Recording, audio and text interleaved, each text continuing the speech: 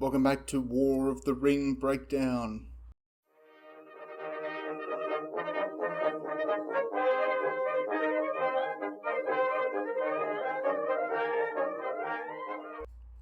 So we're on to the shooting phase. We're going to start killing. We've decided who's going when. We've moved around a little bit. Now it's time to let loose some arrows and kill people. So, as per the movement phase, it's an alternating thing. So all my army's going to shoot, then all yours. If you have priority, all your army's going to shoot, then all of mine. That's the less preferable option. Preferably, I want to be shooting first. Anyway, you can only shoot generally if you've moved less than half your move. So, if I'm a unit of Rangers of Gondor, I have a move value of 6. I'm going to move 3 inches and still shoot, and that's fine. Don't worry about any. As long as you move less than half, you're fine. There are exceptions. Throwing weapons, you can move up to your full and still shoot. Crossbows, you can't move at all. If you're an Uruk-hai with a crossbow and you move an inch, no shooting for you.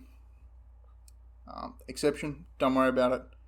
Don't worry about fancy stuff. We'll get to that all later on. For now, up to half move, then you can shoot. There's no -1 like in Middle-earth strategy game.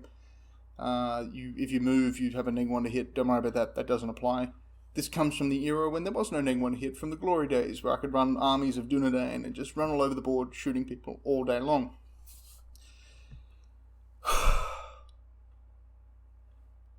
So, generally, if you move more than half, you can't shoot, and generally, if you shoot, you can't charge. So, if you've had the double, you don't get to shoot because you've moved not only more than half, you've moved double, which is, kind of counterintuitive. And if you shoot, you can't charge. You're busy with your bow and all that. You're not ready to charge into the enemy. If you are charged, there's no penalty, so don't worry about being charged. In fact, if the enemy's right in front of you and you have bows, it might be a good idea to put a few shots into them before they charge you. So each company draws its own line of sight. So if you have a big long line of companies, it may be possible that the guys on the left flank can't actually see the people on the right flank. And same for the other way around. So you draw a 45-degree angle from the corner of each company. I'll put a thing up here. And that's its vision. That's what it can see. That's its line of sight. And so you take it for each individual company. You don't take it for the unit as a whole. Pre-measuring is allowed. So don't worry about... And you can always pre-sight check as well. That's all included. So you can always pre-measure and you can always pre-check who can see what. The formation all shoots at once. There is no split fire. However, in our games, we generally allow split firing if you're in the front. Like, if you're 90 degrees straight on, generally we allow split firing. Good example of this was a couple of weeks ago. 2 trays of Warriors of Gondor, 2 cave trolls coming at them. It was determined that, 2 cave trolls coming out, 2 units, 1 company into each cave troll was a sort of a valid shot. But rules as written, whole formation shoots at the whole enemy. No split firing. Monsters have a 360-degree line of sight. This makes them dangerous as hell, because a monster can move like straight past you and then throw rocks into your rear and then charge your rear. Monsters are very dangerous. 360 degrees. They have no front, rear, side. They're just all menace. Even something like a chariot, it's always dangerous. And the line of sight is basically a true line of sight. So if you can see it, you can see it. If you've got a big hill in the way, you might factor something in, but generally, if you get down on the miniature's eye level and you look, and there's a big hill and you can't see over it, guess what? There's a big hill and you can't see over it. That's just how it works. Each company that can shoot generates dice, and as I said, you do the formation at once. So, it's done formation by formation. I get a unit of Elven Archers here. I pick them. Let's put their stats up on the screen. So, Elven Archers, let's say I've got 3 trays, all of them within 45-degree arc. All can see a unit of Orcs. Let's put their stats on the screen here. My Elven Archers have 8 attacks, so they get 8 dice as per normal. Now, you remember we talked about the fight and shoot value. Well, the Elven Archers have a shoot value of 3+, and this is their accuracy bonus, it's called. So let's take the accuracy bonus away from 5, which is how we get our dice. 5 minus 3 is 2. So each company gets 2 dice. So they start with 8, plus 2 is 10 dice each. 10, 10, 10, 30 dice. But let's say one company of elves is actually behind, so there's 2 in front and 1 behind. That company doesn't get to make its full attacks, it only gets to make 1 dice worth of attack. Even with all the accuracy bonus, it's only 1 dice. 2 companies of elves, with the company behind, or part of one formation, shooting at the enemy. 10, 10 plus the 1 supporting dice is 21 dice. Now let's say the enemy is 15 inches away. With an elven longbow, which again, we'll get to weapons later, but with shooting weapons, the general rule is if you're more than half distance away, then it's a -1 strength on the weapon. All bows are strength 2, all standard bows. So the enemy is within half my range, so my strength of 2 is compared with their defense of 5, because they have a shield and I'm shooting them in the front. Now, in normal games, most normal games, what you do is you roll to hit and you roll to wound. That's not the case in War of the Ring. War of the Ring, there is 1 dice roll that's made.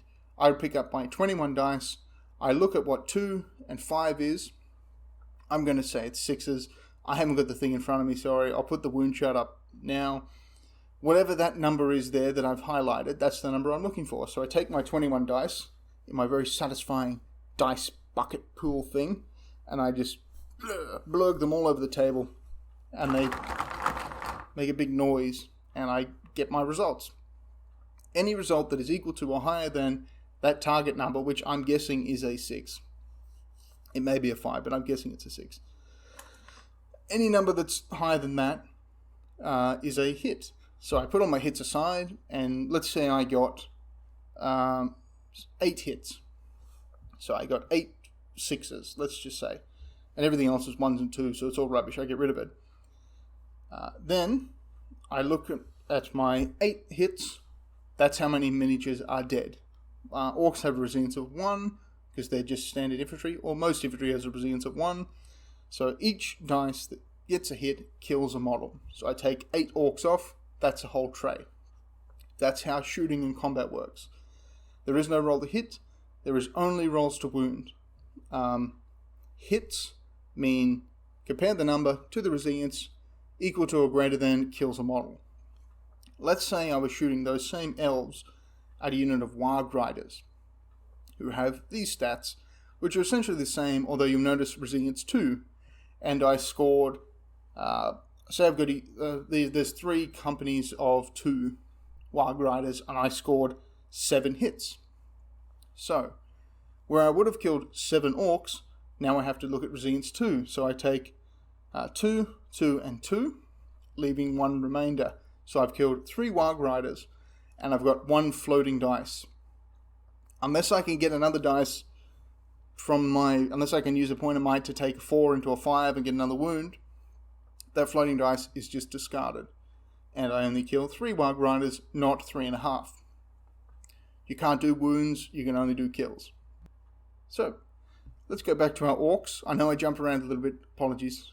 Because the orcs lost 8 figures, that's a whole tray, they have to do they get driven back by shooting. So, if you take enough arrow fire or trebuchet shots or enough nasty stuff coming in, killing a bunch of people, maiming people, destroying things, that's scary, so you want to get away from that. Unless you're something like a dwarf. But anyway, unless you have a special rule, which we're not worried about here. If you take a company's worth of casualties, so if you've got 1 guy left in a company, say you've got 3 companies in formation, 1 guy in the 3rd, you take 1 casualty, he dies, you go back D3 inches. For every company destroyed, you go back D3 inches. We generally roll separate D3s just for fun. So those orcs are going to go back D3 inches, which may just take them out of charge range. That's why you always shoot if you're in that situation. Or you almost always shoot when you're in that situation. Shooting, the Warg Riders in the previous example who lost 3 miniatures will also go back 1, because they lost a tray worth of figures.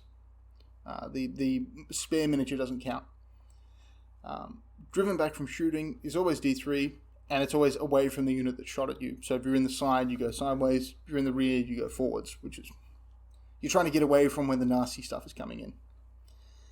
This can actually be annoying if you got to time your shots right. If you've got two units that want to gang up on somebody and you have a really good shooting phase that pushes the unit just out of range of the second unit you've got lined up to shoot at them, you can actually destroy your own shooting phase. So you've got to be careful.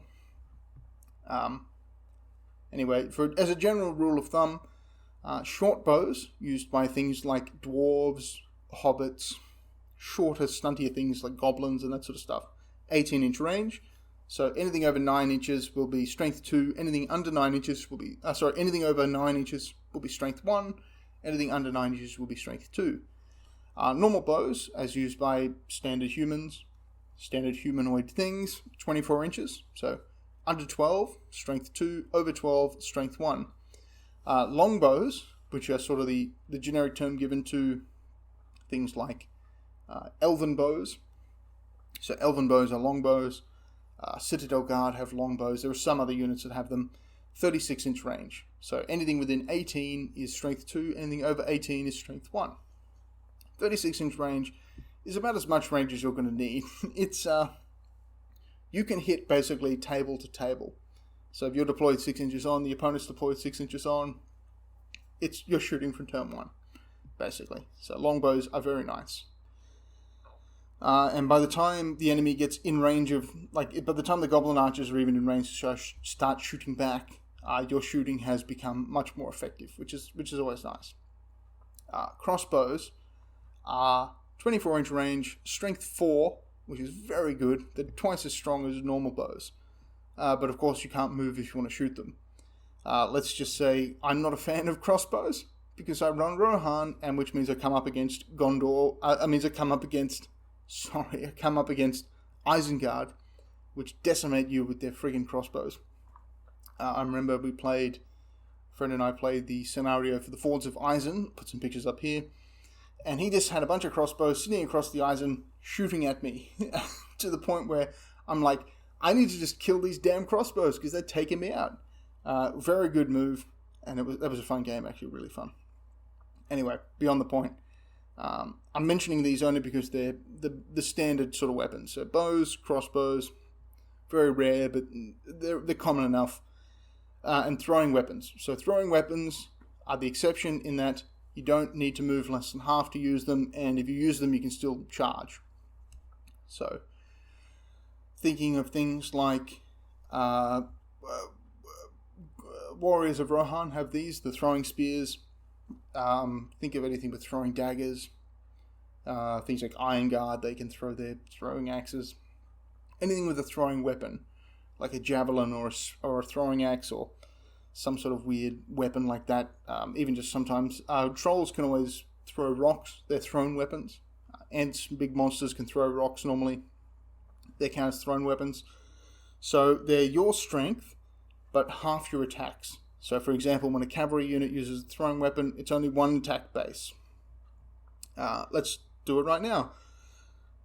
Riders of Rohan. So let's use a Rider of Rohan. They've got a throwing weapon. They're within range. Normally ranged weapons, again, more than half distance, you take -1 off the strength. It's unclear in the main rules what you do for throwing weapons. As a house rule, we just say, don't worry about it. Throwing weapons always use the same strength just because it's easier. It's just simpler, and 6-inch range is not really that big a deal. So let's look at the Rider of Rohan. Very familiar with this profile, as you can imagine. Let's say they want to use their throwing weapons. So strength 3, but instead of getting 2 attacks, they'll get 1. Now, then you add in the accuracy bonus of 1, gives you 2 attacks per base. If they wanted to use their bows, they would gain 2 attacks plus the accuracy bonus of 1, giving them 3 attacks per base. So that's how you calculate it. What you don't do is you don't say, so I have 2 attacks per base, I gain 1 for my accuracy bonus, and then I halve it. You halve the initial attacks before adding the accuracy bonus. So if you had an accuracy bonus of 1+, for some reason you got that, and you had these same Riders of Rohan, what you would do is you would take the 2, make it into a 1 for the throwing weapons, then add 4 for your accuracy bonus, ending with 5 dice. You would not take your 2, add 4, and then halve it down to 3. So you halve your base attacks, then apply all your modifiers. That's as throwing weapons work. Very basic, very simple. And if you use throwing weapons, you can charge in the same turn, which is cool. So you get your infantry, they throw their javelins in, and then they charge into the enemy. They throw their little throwing axes in, they charge into the enemy. Pretty basic if you're familiar with any sort of ancient games with Romans and Pila, or your sort of Dark Age type games with your, what were those things that I can't remember, the Franks used them, I can't remember, the weird axes they had, the beard axe things that bounce around everywhere. So throwing weapons before you charge in with certain infantry who have them. So monsters have a resilience value. I'll put up a Mordor troll here.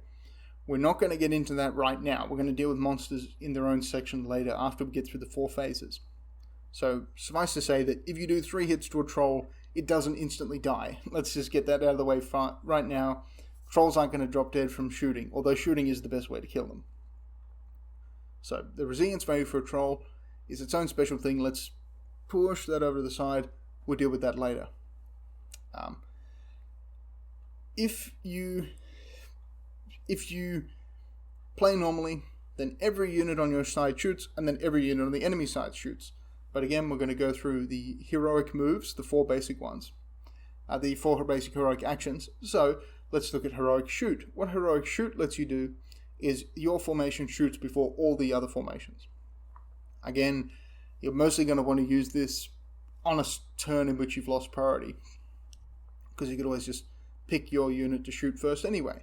So say there's a unit in front of you with crossbows that are just mean and nasty and like they're going to shred you, and you've got a unit of 3 companies of elven archers, and you know you can kill those units with the crossbows, or you know you can do serious damage to them, or you can drive them back like a couple of inches and put them outside a half range. If you're driven back by shooting, you can still shoot in the same turn. Doesn't count as moving half. House rule thing. It's not clear in the rulebook. We just say it that way. So you're like, I'm going to spend a point of might, and my unit's going to shoot first. As with all heroic actions, another hero on the other side can counter it. You roll off. Whoever rolls the highest wins, or you roll a single d6. 1, 2, 3 evil, 4, 5, 6 good. General basic principle for all heroic actions. So it's like, I'm going to spend a point of my might to shoot first, and then you shoot your elves into those Uruk-hai crossbows, and you kill all of them because they're all disgusting, and then they run away and you win. That's sort of how heroic shoots work. Heroic shoot lets you shoot if you've moved at the double, or if you've moved more than half. So another reason why you want to do a heroic shoot, and the reason you would do it if you had priority, is if you've moved at the double, you can still shoot as if you were stationary. If you've moved more than half, you can shoot as if you were stationary. This is how crossbows can move at the double and then shoot as if they were stationary, because they can use a point of might to do a heroic shoot. Although that is a little bit of a waste of might. You can also do that if you heroic move. Heroic moves can then be done with a heroic shoot, move triple, and then shoot. There is no way to charge after a heroic move. I'll say that now before people start putting these, like, this heroic move thing sounds a bit OP. You can heroic move and then shoot, but that's it. You can heroic move, then heroic shoot. And that's a thing you can do, but that's going to be very expensive. So that was a little complicated. Let's go back through it. Shooting phase comes after movement phase. Everything on my side shoots, everything on your side shoots. I build my pool with my attack value. Each company that is directly shooting puts its full attack value in plus an accuracy bonus, which is the second number in the fight value, the shoot value, subtracted from 5. Every company that either can't see or is in the rear rank adds 1 dice of supporting fire. I roll my dice, compare my strength value of my weapon I'm using against your defense value. Every hit over that number on this fancy chart is a hit. Each hit does a wound equal to the resilience value. So 2 hits to kill a resilience 2 figure, 1 hit to kill a resilience 1 figure. If you destroy a company, go back D3 inches. If you're below 50%, you're dead. So that's the shoot phase, and we're going to look more into the whole rolling dice to kill people later in the combat phase. So please join me for the combat phase. It's going to be fun. This is the most fun phase.